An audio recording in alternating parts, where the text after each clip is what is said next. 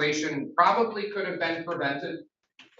Defendant Salisbury allegedly shouldn't have been on the road in the first place because he didn't have a license. He was unlawfully on the roadway.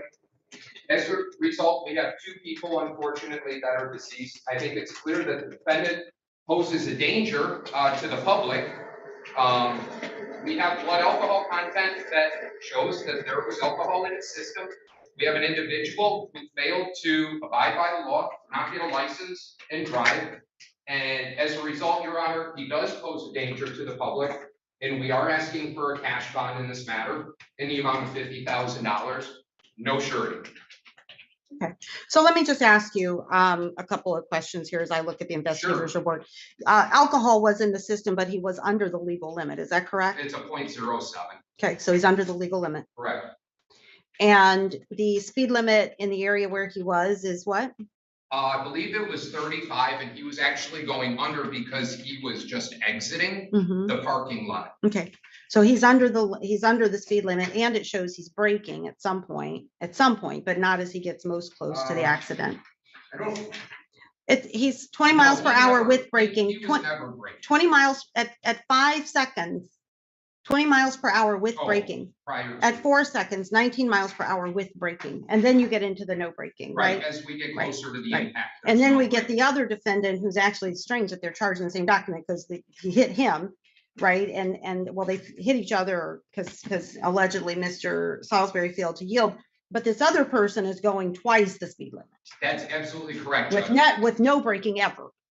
Well, I guess right beforehand. So he's got the opposite issue. He's not braking beforehand, but right before he does brake. Correct. Okay. Now, I guess the argument, at least for this defendant, would be, Your Honor, that he was unlawfully on the road, shouldn't have been on the roadway in the first place. Yeah. Let alone shouldn't have had the occupants in his vehicle. And as a direct result of that, if he wasn't on the roadway, this wouldn't have happened. But he decided to make that decision. And there's a reason why you have a valid license. You have to go through all of the credentials. Defendant did not decide to do so, and we have this now before the court. Do we know that he never had a license? Your Honor, what I have is that, yeah, Your Honor, based on the case that was up in 2020, the driver's license was never acquired. Well, okay. I mean, I will tell you, I find it very curious that in the same ticket, I will have a ticket for driving while license never acquired and driving while license suspended. So I don't know how those things get charged. And so I was just wondering if we had any information that he in fact never had a license. I mean, I do see they charge that, and it's so weird. It's so strange to me. Denied. Yeah. Yeah. So at some point there was a license. At some point, because if his license got revoked or denied, or if it got revoked. That, Your Honor, makes sense. But I don't know. I mean, it just, so like I said, it was just a question because of the way these things get charged. It doesn't make sense to me how somebody. It was just based on the review search of the 36th district. Okay. In that case that the people ended up seeing that the driver's license was never acquired. Okay, all right. I mean, these cases are just always difficult because essentially what someone's doing is violating traffic laws, right? And then there could catastrophic results. And so where do we focus the attention on the actual wrongdoing or on the catastrophic results? And it's just difficult. Defense counsel, I'll hear your argument. Thank you, Your Honor. I advise that Mr. Salisbury, judge, is 22 years old. He's a life resident here. He indicates he has no prior criminal conviction, no home matters, no probation, no parole, dark conversation. He's making me say that McDonald's stable residence with his mother. Judge, he's obviously lucky to be alive. I've had the chance to listen to counsel's arguments, read this investigative report. When I break this down, this guy's pulled out of McDonald's and the car comes flying and absolutely crushes him. He's lucky to be alive. I know he was in the hospital, as counsel mentioned, and in rehab after that. Unfortunately, some of the passengers of that car lost their lives. But I don't know if I agree with counsel when we say but for him not having a license that would have happened. I think but for, the co-defendant, which I'm still surprised the charges the co-defendant.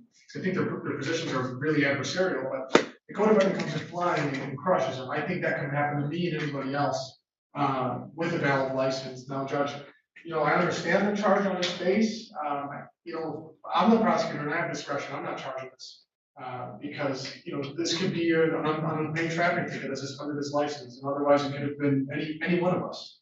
Pulling out of McDonald's slow, somebody going twice the speed limit and just crushes you. I think personal bond should be appropriate here, Your Honor. It's been quite some time that the guy has absolutely no contacts with the criminal justice system. I may have heard the court arraign him on, and her counsel mentioned some traffic matters, but other than that, I don't believe he's a danger to the community. I think the court wants to go as far as doing like a no driving provision. I think they could be appropriate here. But I don't believe on its face he actually did anything wrong. If his license is valid, he would have been in the same position as any one of us pulling out of McDonald's. For those reasons, I'm asking the court to release him on personal bond and impose any conditions the court feels appropriate. Judge, I think it's very interesting that the defense counsel makes the argument if his driver's license was valid, then the same type of result would have occurred. His driver's license wasn't valid. He didn't have a license in the first place. And I think this is where the people are coming from, because he was unlawfully on the roadway. And I'm remiss if I ended up saying otherwise. He shouldn't have been on the roadway. Mm-hmm.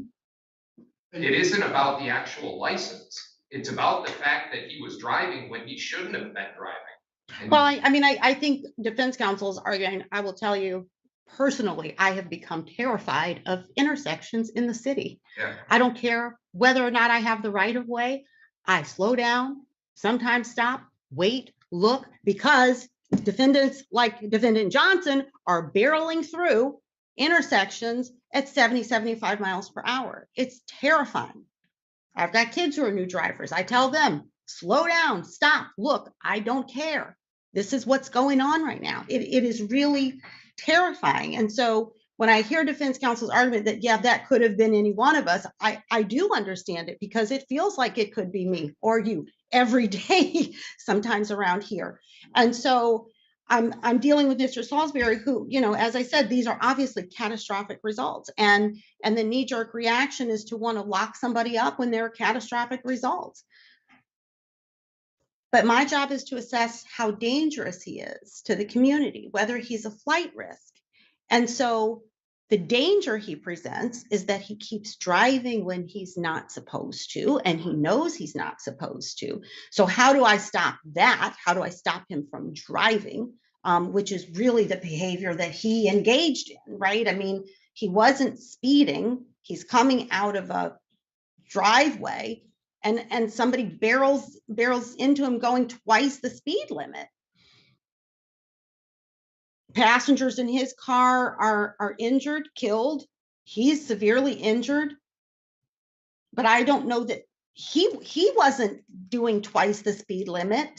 He was driving when he shouldn't have been driving. So I got to make sure he's not driving. I absolutely agree with you. Yeah.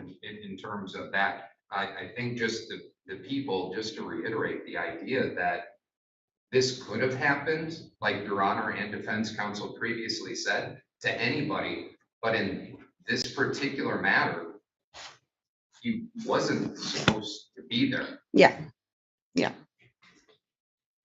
So, I mean, and that's why, I was curious about whether he'd ever had a license, why it was lost, because the truth is people don't pay their tickets and their licenses get suspended. They get enough, it might get revoked. And sometimes people have gotten, done very bad things, and that's why their license is pulled. And those are different kinds of folks, different kinds of drivers. I mean, we've got the other defendant here charged with reckless driving.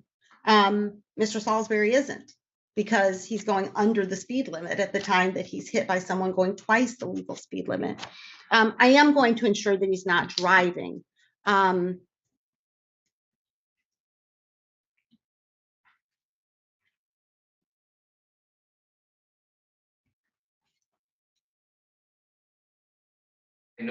know Your Honor is very considerate in these matters, and she looks at the entirety of this situation. I think the people would just like to end with this. Okay. Is the idea that the licensing issues, at least from what the people see, occurred in 2020. Mm-hmm. And there were multiple cases. Actually, the defendant never even bothered to show up for any of these things. Mm-hmm. He didn't show any type of willingness. He didn't show anything in terms of wanting to do this the right way in order to acquire this license. So I can understand where the counsel and Your Honor is coming from, but the people would stick to their argument that that a cash bond, just based on the dangerousness of what the defendant did in this matter is. Okay, thank you. All right, I'm gonna set bond in the amount of $25,000, 10%. I am setting some amount of cash bond because we've got some KPS history here that I'm concerned about that contributed to the license issue, but I'm gonna set it at $25,000, 10%.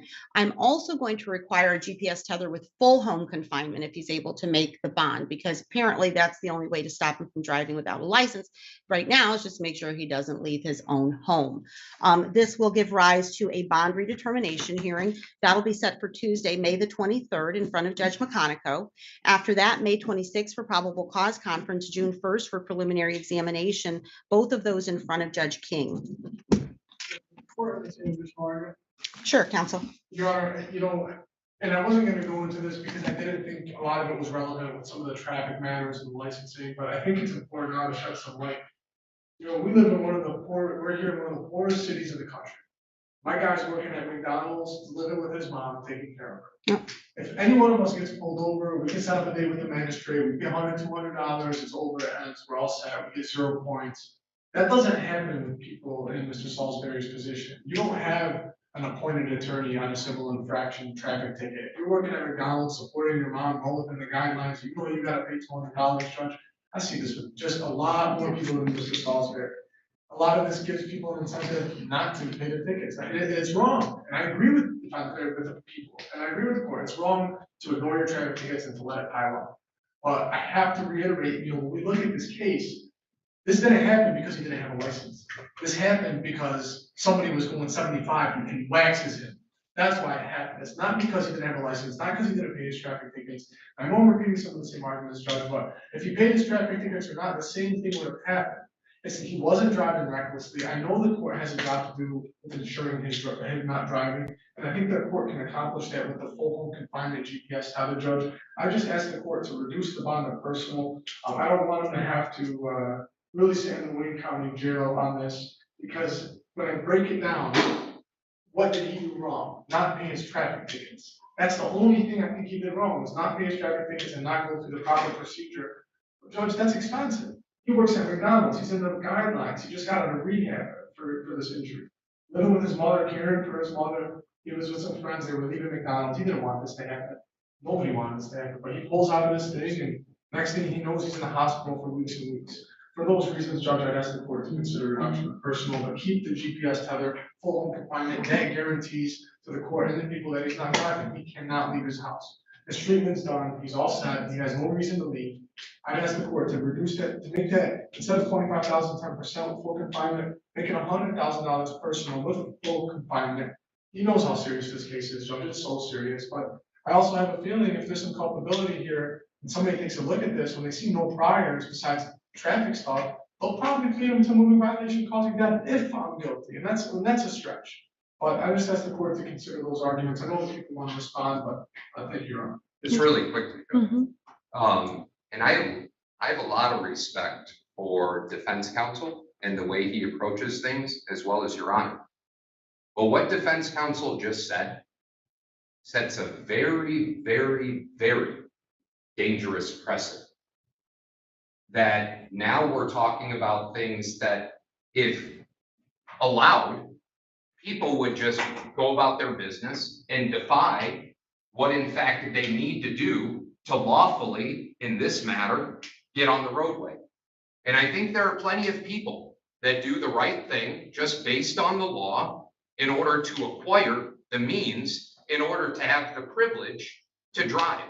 So I think Your Honor got it right in terms of this.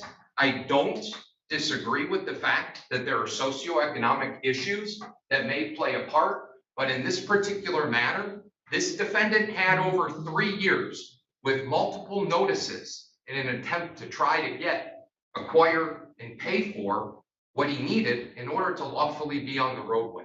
And Your Honor, I'm going to leave it with that, because I know Your Honor wants to move on to other cases and things, but I do have to say, the argument that was just made, potentially people listening to this may say to themselves, hey, we can get out on a personal bond if we don't do things the right way, because of the argument that was just made. People don't- get out on personal bonds every single day for driving with a suspended license every day. In fact, it's court policy that they get out on a personal bond. but in It is this exactly particular what matter- happens. In this particular case, I think what defense counsel is saying, hey, listen, people don't have the money to do this. And you know what? It's really unfortunate. But in this particular matter, the result was death.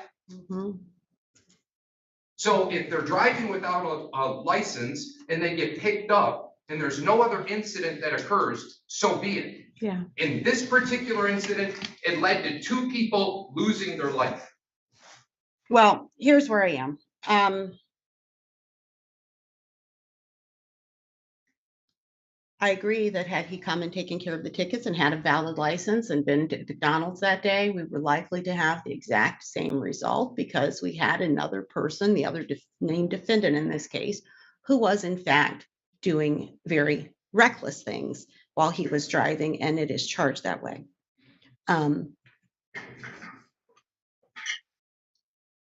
And normally, I don't hold it against a person for not coming to court on traffic matters because it's just so widespread. But in this particular incident, it's the traffic matters and the capiases in those matters, they've all gotten tied up together. And so I am going to leave the bond, as I said, it at 25,000, 10%, 25,000, 10%. If he's able to make that bond, GPS tether with full home confinement. And as I said, somebody will take another look at this on Tuesday, May 23rd. He'll be in front of Judge McConico on Tuesday. Thank you. And where he'd still be anyway waiting for the tether. So, this will allow Judge McConico to take a second look at this and see whether or not he agrees that this bond is appropriate.